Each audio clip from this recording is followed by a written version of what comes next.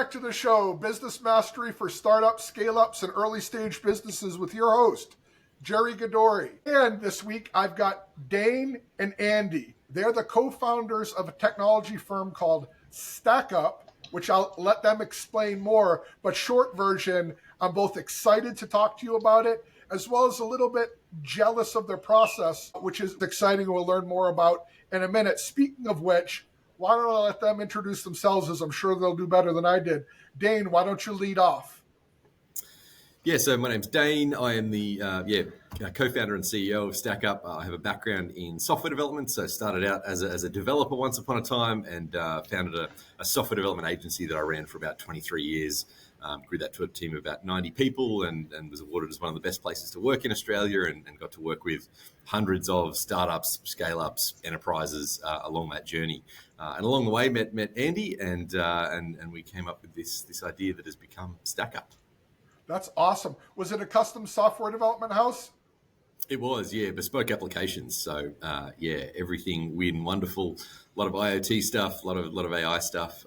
Oh my gosh, I could trade war stories. I was the COO of a custom software development company here in the United States. Doesn't sound like we're nearly as big as you are. We're about 25 folks, but it was a crazy time. I'd love to talk war stories sometime. You see the good, the bad, and the ugly along the way for sure. Exactly. Explaining to clients that building the app is great, but maintenance is a real thing, and factor that into your cost. Yeah, and that investment post-build is typically going to return more than the investment pre-build. So, yeah, exactly. The ongoing innovation lens, I think, is really important. Andy, could you introduce yourself as well? Yeah, sure. So my name's Andy Graham, the co-founder and strategic technology advisor for StackUp. My background, I've been in tech for about nearly 30 years. I know I don't look that old. That's what you're thinking right now? But yeah, I started in the mid 90s, became a kind of CIO/CTO in 2004, 2005. So I've been in a senior tech role for 20 odd years. Was the CIO for the largest fleet company in Australia, ASX listed business, where I spent most of my career, and that's where I learned a lot about M&A activity. That's where I guess the genesis of this product originally started, was through all the due diligence work we were doing then, looking at buying businesses. We actually bought a lot of businesses. We did equity stakes in startups and scale-ups. So a lot of the learnings that I had from that and the experience there is what ultimately led to StackUp. Dane and I met. So Dane, we used Dane's software development business for augmented developers. We had a team. I think we had about teams of up to 100 odd people in the tech team across the 3 countries of operation, being UK, Australia, New Zealand. And software development was a big differentiator for us in giving us innovation in the industry. And Dane's team were absolutely pivotal in that over the journey. And that's how we met and stayed in touch over the years, built a strong relationship. And here we are today. 6 months ago, we took the plunge and here we are sitting here today talking about it. So yeah, it's been quite an exciting ride.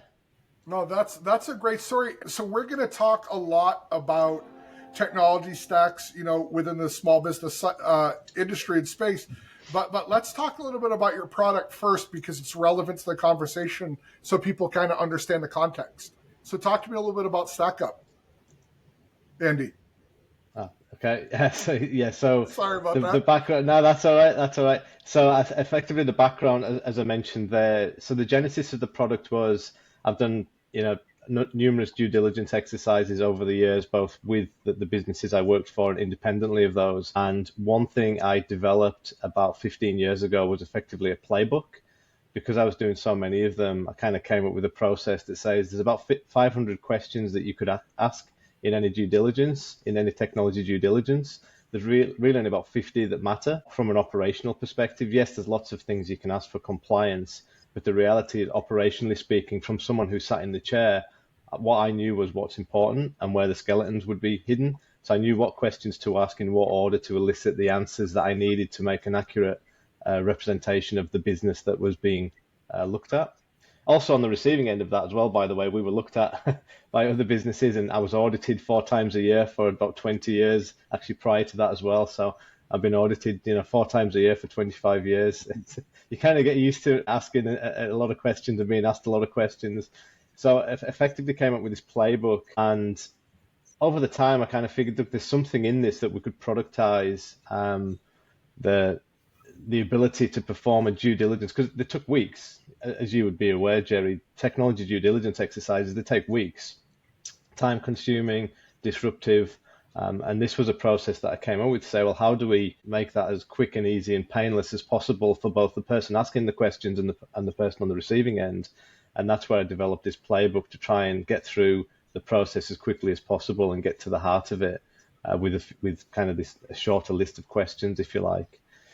Then a couple of years ago, Dane and I were sitting having lunch, and I'd moved on to a different role at this point in time. Dane and I were sitting having lunch, and he talked to me about an idea he had for a business called StackUp, believe it or not. So this is in his head 2 years ago. I think it's 2 years, there or thereabouts. Dane can correct me if I'm wrong. And he said, look, I've got this idea for benchmarking software development teams against one another. I said, that's really interesting, because I've been thinking about something more broader from a tech.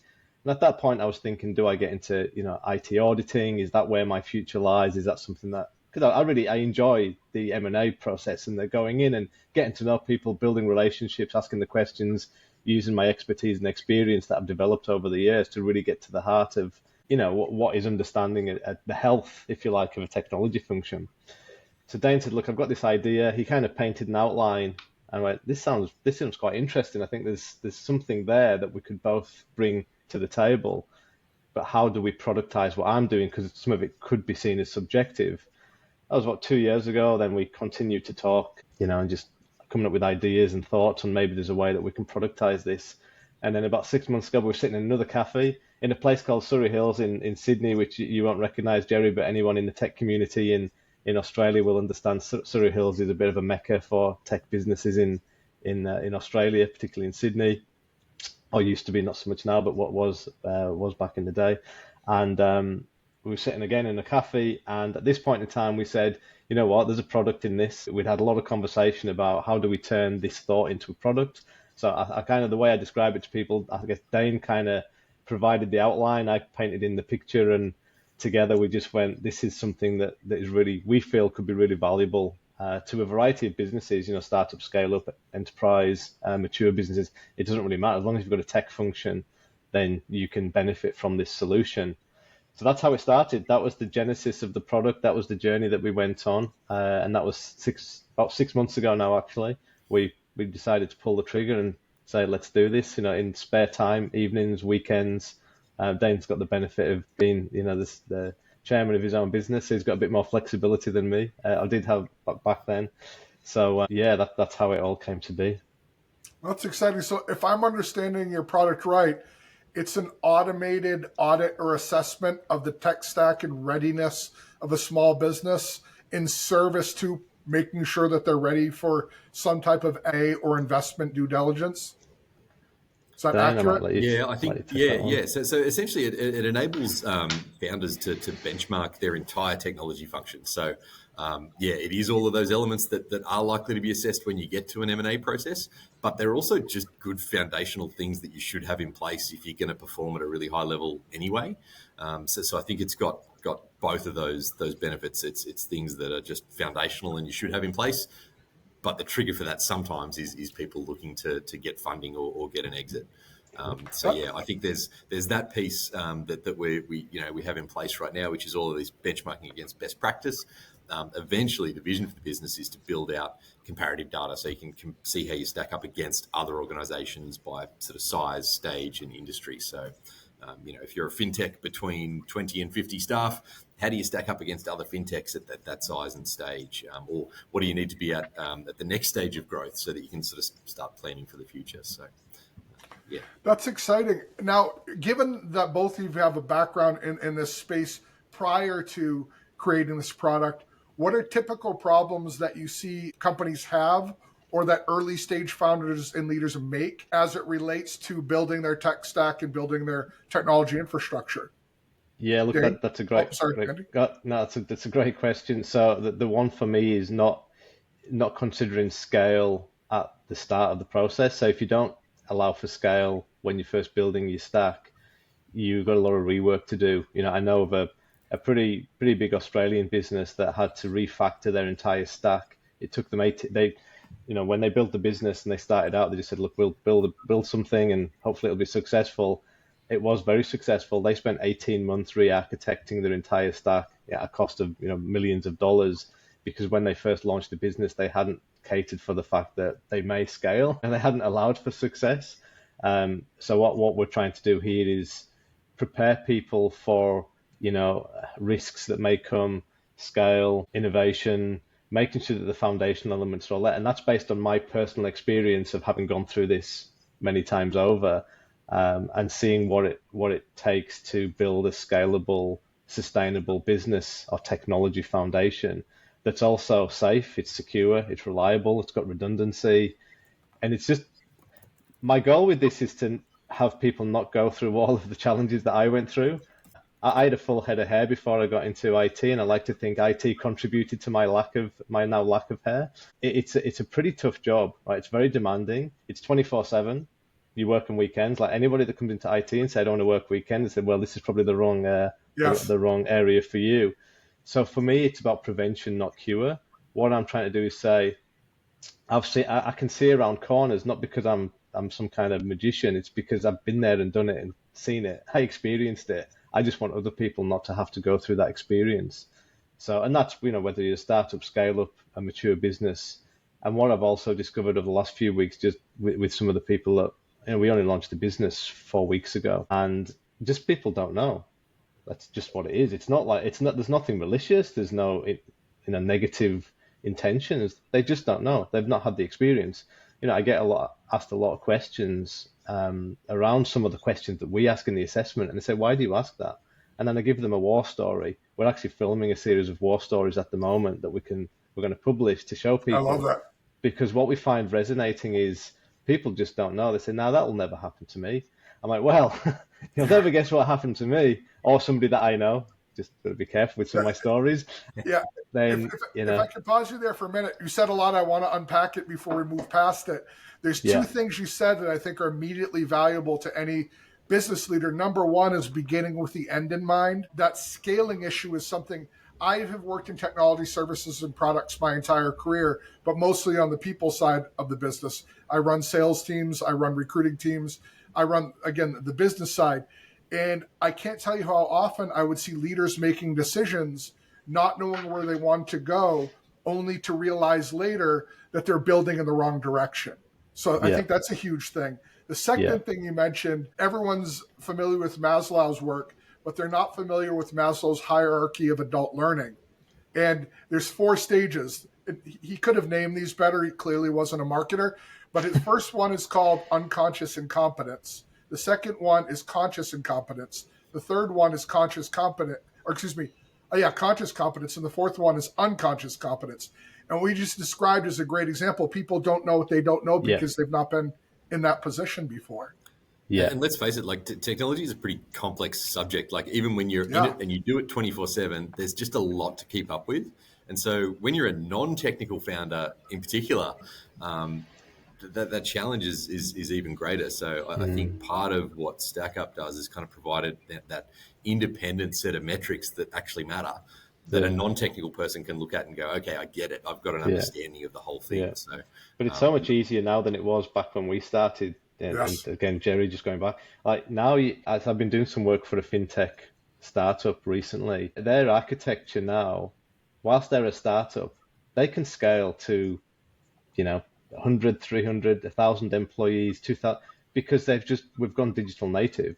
Yes. So it's AWS, it's all stretchy, it's scalable. You can just dial it up, dial it down. You've got redundancy built in. You literally now, you click a switch to say, do you want redundancy for this? Tick, yes. Okay, that's an extra $10 a month. You think back in the day, like we were building, data centers, and we had to build our own data centers, and we had, diesel generators.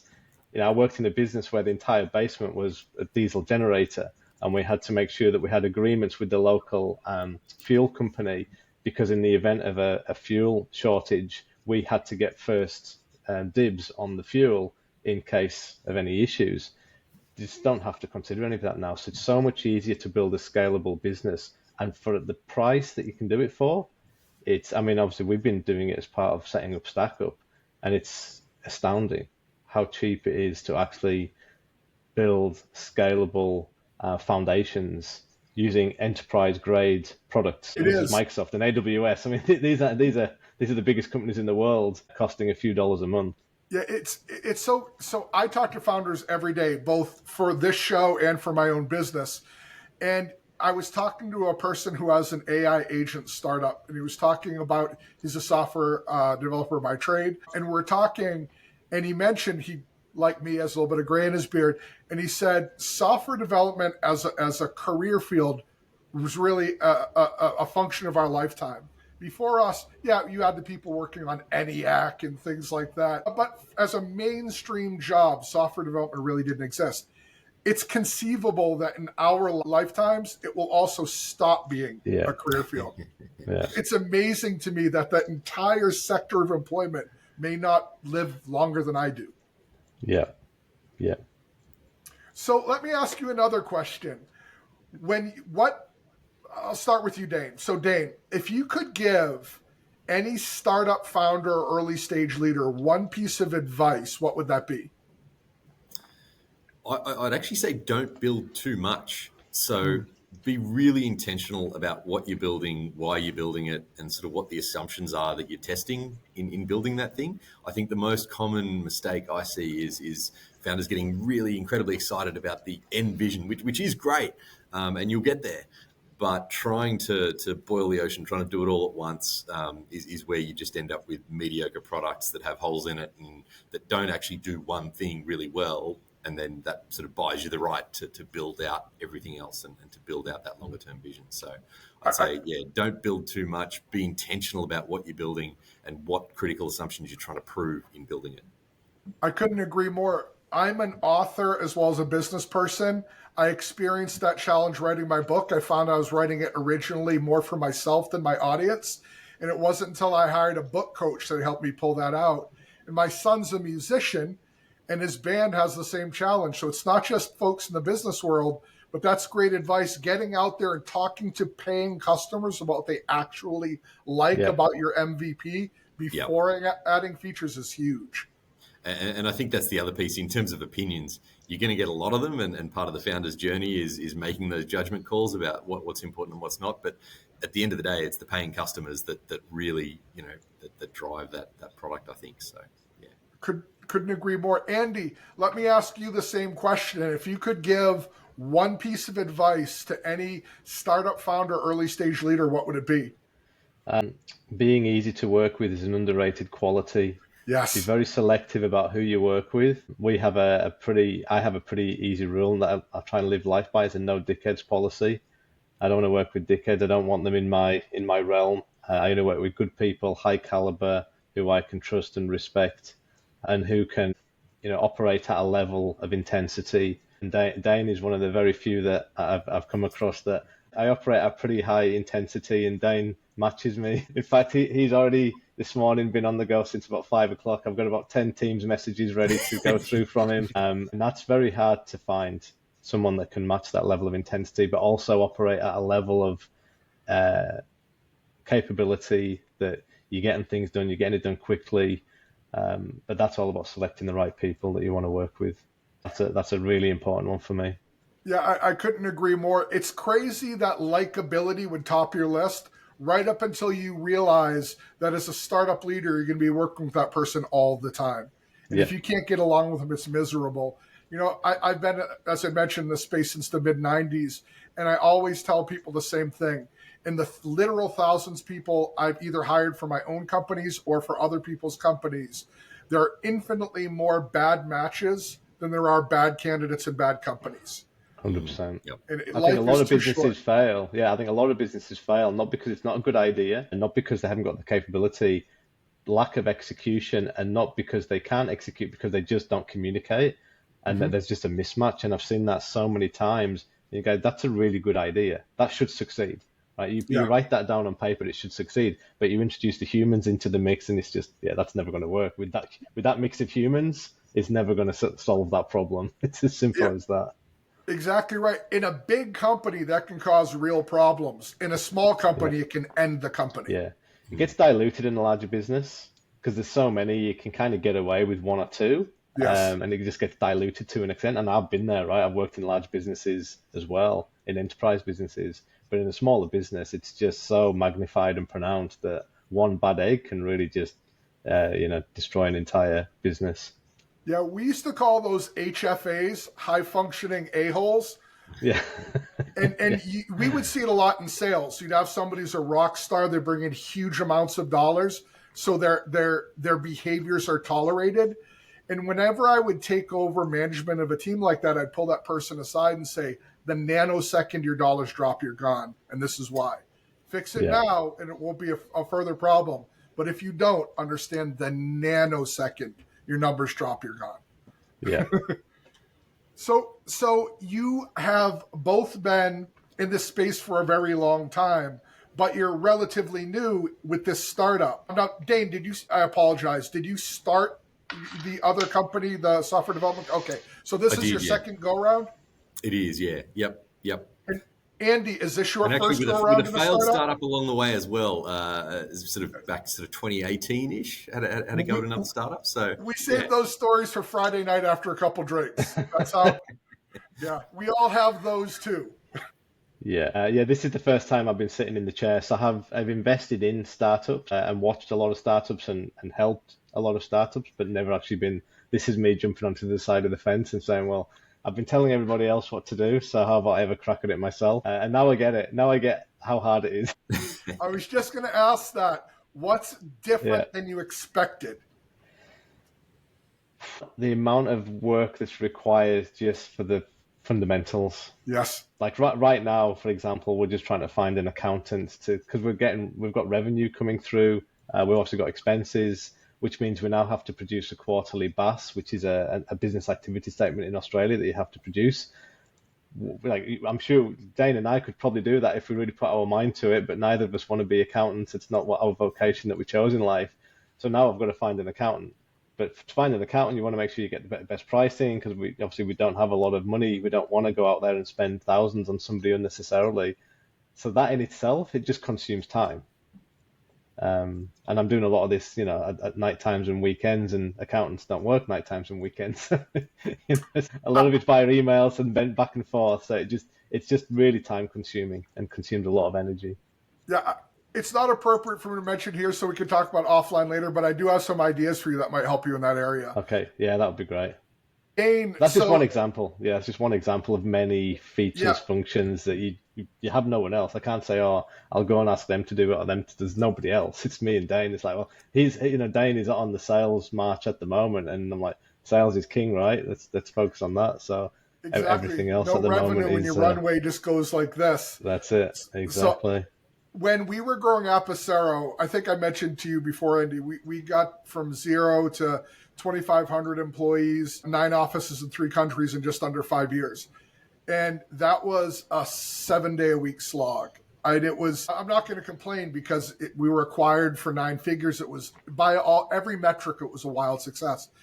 But you see all these LinkedIn gurus talking about work-life balance for a founder and mental health, and I don't even know what those words mean in the context of a startup. Now, I will say it's different your second or third time around if you've got a big chunk of money in the bank because you don't have that stress. And depending on the company you're building, you might not have that same sense of urgency or pressure that you did. But that first big company, that is your life. Yeah. So, Dane, it may be unfair for you since this isn't your first go-round, but what was different for you? What was different than what you expected? I don't want this to come across the wrong way, but I think it's been exactly as expected. That is a good answer. So far. I expected it to be really hard because just going from 0 to 1 is always that way. I think, I chose Andy for a reason, and I guess the traction and the speed with which we've been able to put something together with a very small team and with minimal investment has been really good to see. And so I think we could spend our way out of a bunch of workload issues potentially, but I think we're intentionally being pretty disciplined about where we spend our time and what we're investing in. So I think so far I'm sure we'll get hit by something from left field, but so far it's been pretty much as expected. Yeah. We might be mortal enemies in 12 months from time. In 12 months. There's no maybe, Andy. There's no maybe. Many times. I've seen it happen many times. I was the But president. with a global enterprise, that's the key thing. I was the president of Apicero and BJ was the CEO. And there were times over those years that things got so contentious that we literally drew a line down the country, and I handled everything east of that. He handled everything west. He went to Salesforce Tower in San Francisco. I went to Salesforce Tower in New York, and we didn't interact beyond necessary. That's kind of life in the big chair, I think. Yeah. Look, again, conscious that these things can always evolve and change, but so far, like all of the arguments that Andy and I have about features or things to build or not build, they're just really productive arguments. More often than not, you end up going, or at least I end up going away going, yep, good point. Like you end up learning something in that discussion. Yeah, we're both pretty pragmatic as well. We're both pragmatic. We're both commercial. We're both getting on. We're both over 40. So I won't say how close to 50 I am, but nearly there. Well, I'm on the other side of it, so you can stop right there. There you go. So we've both been around the block. We've watched how others have worked or failed, for that matter. And the thing that I find with Dane and the reason that we do work well together at the moment, ask again in 12 months, is we tend to complement one another. So there's just certain tasks or activities where I just go, Dane's a natural fit for that. And then there's certain things that I just go, that's a natural fit for me. Like water always finds its level kind of thing. We always kind of end up going, well, that's more of a natural fit for you than it is for me. And that's how things have played out. Again, ask again in the future, but I think it's boding well long term, the way that because we hadn't really worked together that closely. Dane was a supplier, right? I paid him money, so he was nice to me always. Go figure. So, but working together for pretty intensely for 6 months, I have to say it's been an absolute pleasure and a joy, and it's been everything I could have hoped for. It's hard, it's tough, and it's a bit of a slog at times. But when you're working with someone like Dane, who's also operating at that level, and it's pretty exciting. In pulling something serious out of us joking around, co-founder misalignment is one of the biggest reasons that startups fail. And I support companies like yours that organically came together to start a business.